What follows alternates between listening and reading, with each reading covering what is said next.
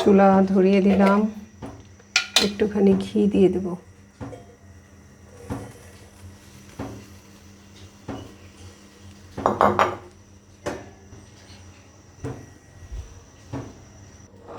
আদা কুচি, অল্প একটু কাঁচামরিচ,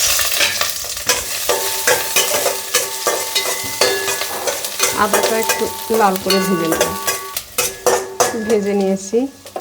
এবার যেটা দেবো এটা হচ্ছে কি পোলাও চালের ফুট। এটা একজন আমাকে গিফট করছে, আমার এক ছাত্রের মা, তাদের নিজেদের জমির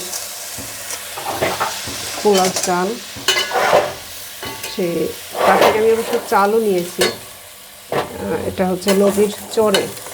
তো এরা যেটা করে, এরা সার দেওয়ার দরকার হয় না, কিন্তু কীটনাশক নাকি একটু দিতে হয়।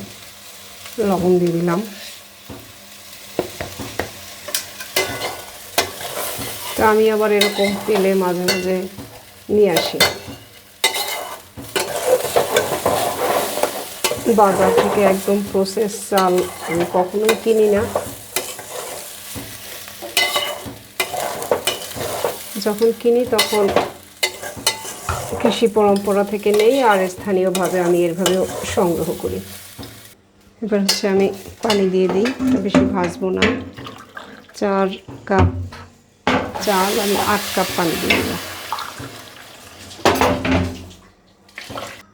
ব্যাস, আর কোনো কাজ নেই। এবার এটা হতে থাক।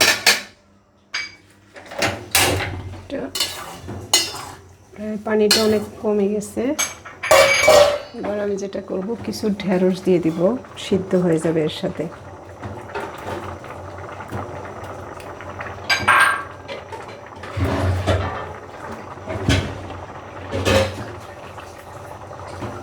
ঢেঁড়স সিদ্ধ খেতে আসলে আমাদের সবারই ভালো লাগে,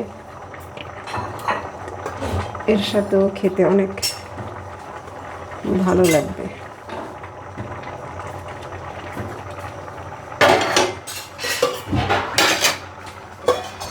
এবার ঢেকে দিই।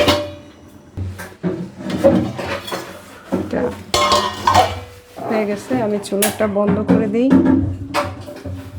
আর এটা হচ্ছে সেই শাহি গরম মশলা, আমি একটুখানি দিয়ে দিব উপর দিয়ে। অনেকেই ভাববেন যে ঢেঁড়স সেদ্ধ আসলে কেমন লাগবে।